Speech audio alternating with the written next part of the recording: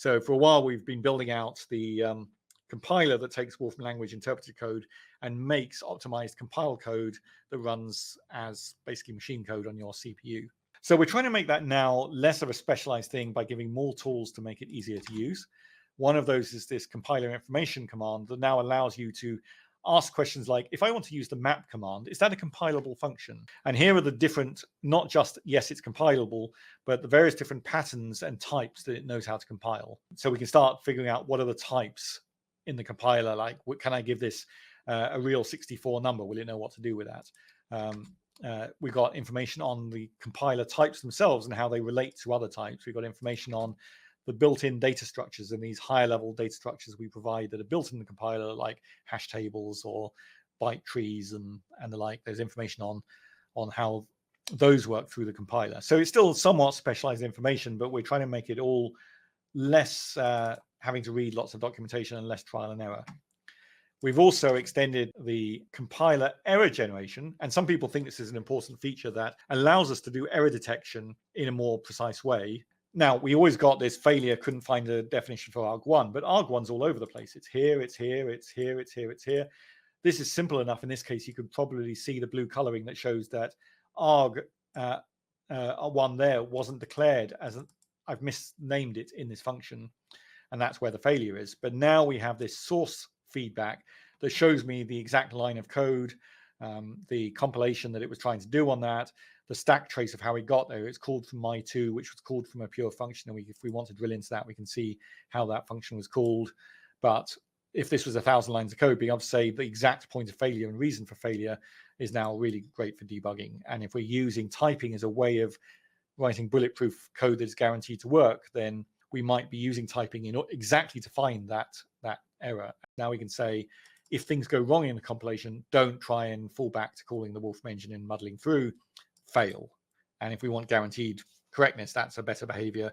If we want things to work more often, then the default action of making a callback to something that is executable in the Wolfram language means your code is likely to run, but it may not be fully compiled, so it's not as fast as it could be. Let me talk about external objects. Again, a bit of a specialized thing, but if you are working in multiple language environments, this kind of thing matters. For a long time, we've had the ability to connect to other languages.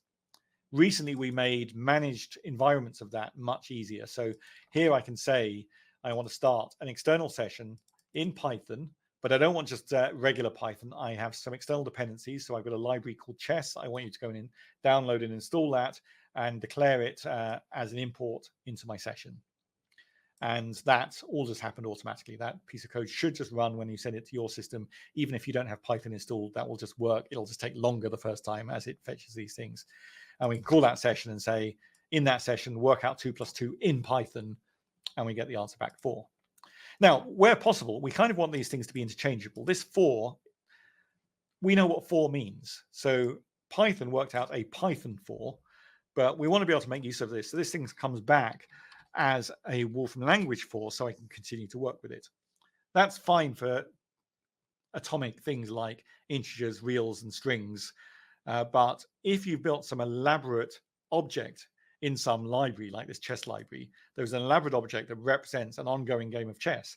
We don't have much use for bringing that back into the Wolfram language. We could try and convert that into some kind of list of associations and links to callbacks, but it's really not much use unless we're going to write an emulator for that object within the language, which is defeating the point of using libraries that somebody else has written. So now with the idea of we can evaluate this with one of its native methods, and it's generated that elaborate object.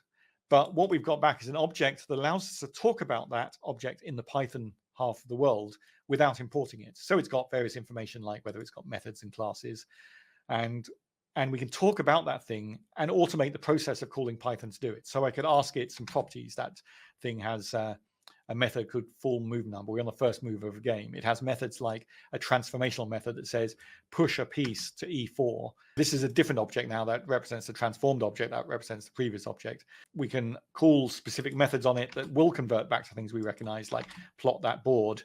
And there is the board that we created with the transformed piece. Being able to work with more complex external libraries in a way that is controllable much more fully from within the Wolfram language, makes these external libraries actually just much more interchangeably useful before you have to say, I'm just going to have to switch back to Python, write a wrapper, and call that wrapper library from within Wolfram language. And this is, at the moment, there's only a couple of languages we support for external evaluation, but this is a new paradigm we're trying to roll out across other external languages that we can talk about.